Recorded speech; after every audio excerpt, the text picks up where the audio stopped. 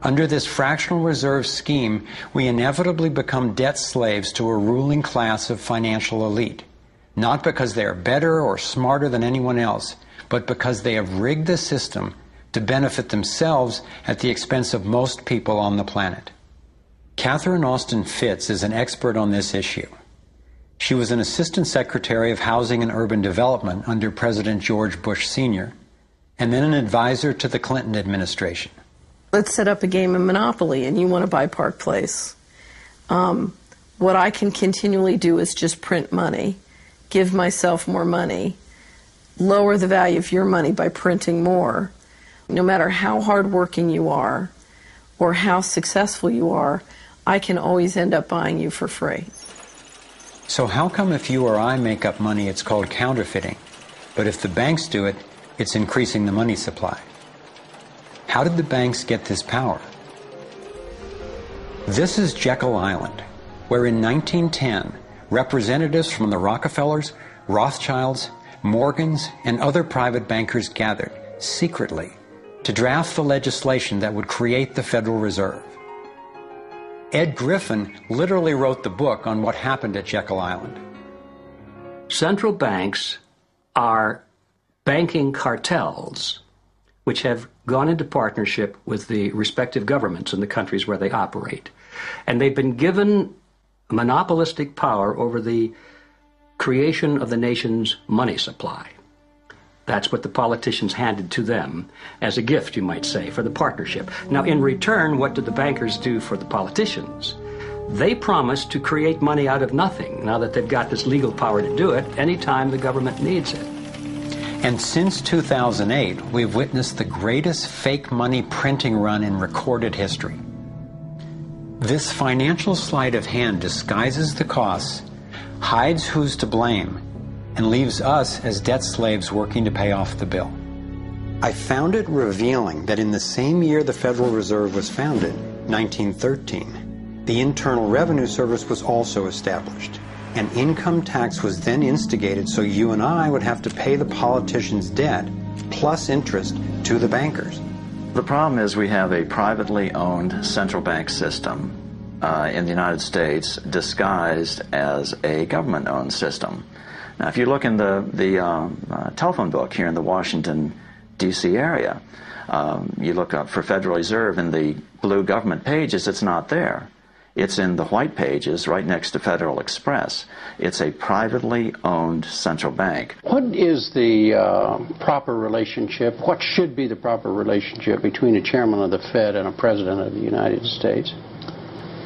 Well, first of all, the Federal Reserve is an independent agency, and that means basically that there is no other agency of government which can overrule actions that we take.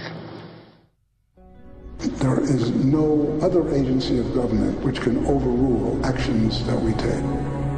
We have a private bank that prints money on behalf of the Treasury. The Federal Reserve prints money on a debt-based system which creates scarcity. But it puts a group of insiders in a position of having access to all the data about the economy when we don't.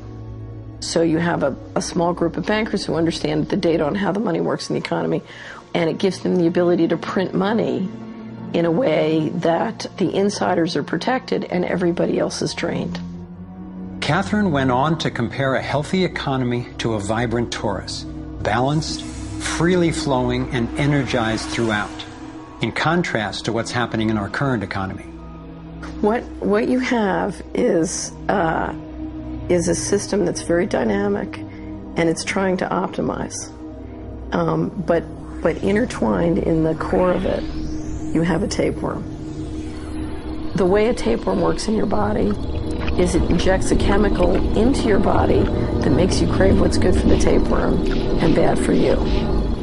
You have a parasite that's very much manipulating and engorging itself at the expense of the whole. We live in a tapeworm economy where the financial elite are the tapeworm and they're feeding on us. and they don't like it when people blow their cover. After Catherine began exposing government corruption at the highest levels, the FBI raided her company and seized its assets. She was dragged through the courts for 10 years before being found innocent.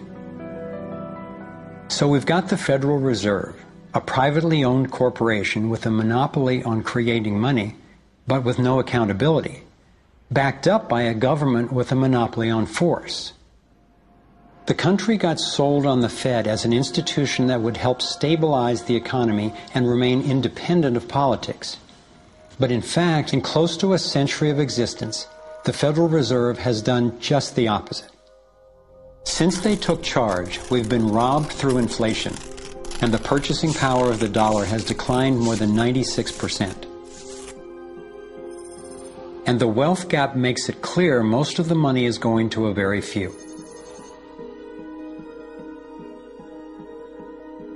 Only 16 years after the Federal Reserve was in power, America experienced the Great Depression. My research revealed that before the big crash in 1929, the elite bankers pulled their money out of the stock market. After the crash, they used that money to buy up cheap stocks and smaller failing banks for pennies on the dollar. Among the bankers who consolidated their wealth this way were the Rothschilds, Rockefellers, and Morgans. A similar scenario played out in the 2008 financial collapse, with the same bankers benefiting. In the years leading up to the collapse, the biggest banks, including Bank of America, Citigroup, and Chase, controlled by the Rothschilds, Rockefellers, and Morgans, were bundling and trading bad loans that they knew would eventually fail. It's like putting rotten oranges in a box and selling them as grade AAA. The bundlers of the debt knew it was only a matter of time before someone would open that box and see that the content was worthless, since they were the ones who packed the boxes in the first place. When the rotten oranges, what we hear about as unsound loans, derivatives, and credit default swaps, were finally discovered, everyone was impacted. People lost their homes, their jobs, their businesses, and their retirements. Meanwhile, the biggest banks who created the problem in the first place were the ones who got bailed out. Why's that? Why would the Federal Reserve give trillions to the banks, even though the majority of Americans were against bailing them out? And why not help those most in need rather than the perpetrators of the financial collapse? My research led me to believe that the same people who created the Federal Reserve, the Rothschilds, the Rockefellers, and the Morgans, still control it, and they use this scheme to bail themselves out at our expense. Many of the banks created are still the most powerful lobby on Capitol Hill, and they, frankly, own the place. I'm convinced that the near collapse of the economy in 2008 resulted from an orchestrated pump-and-dump scheme designed and executed by the big bankers to consolidate wealth and power.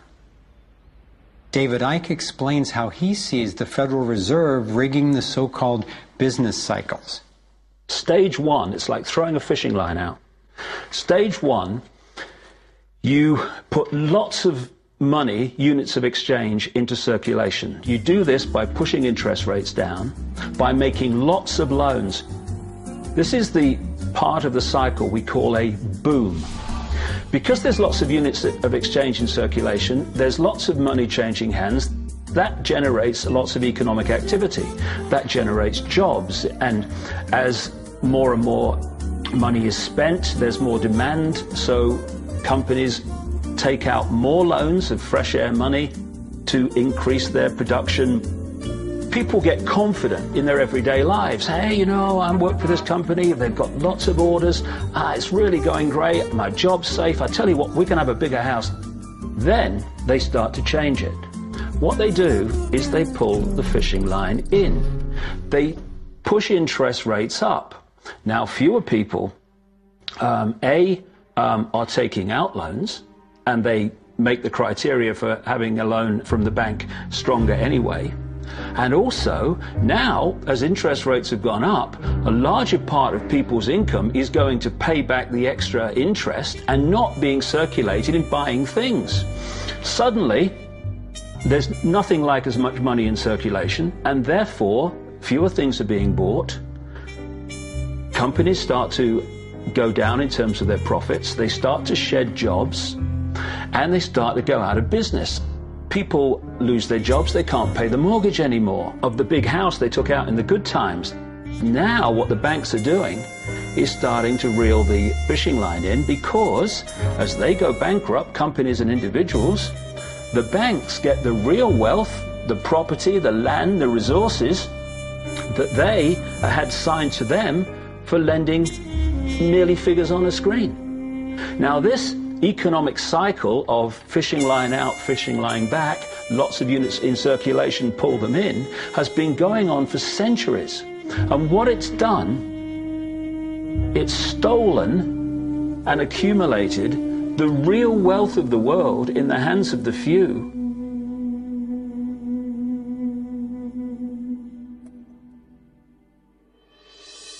At the international level, central bankers use the World Bank and the International Monetary Fund to make more money while exploiting the resources of countries they lend to, bankrupting them in the process. The central bank of central banks is the Rothschild-created Bank for International Settlements. The elite are positioning themselves to control access to virtually everything we need to survive. No matter where you go in the world, the money is controlled by the banking system. They decide if people eat or if they don't eat. Who's a billionaire and who lives on less than $1 a day? He who controls the money controls the world, and a very few control the money.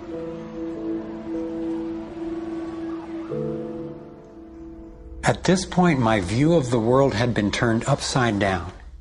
I was struggling with the realization that the failure and suffering of so many is actually success and fulfillment for a few.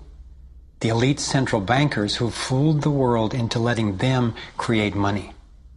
They already have vast fortunes, so what is their end game? What is their ultimate agenda?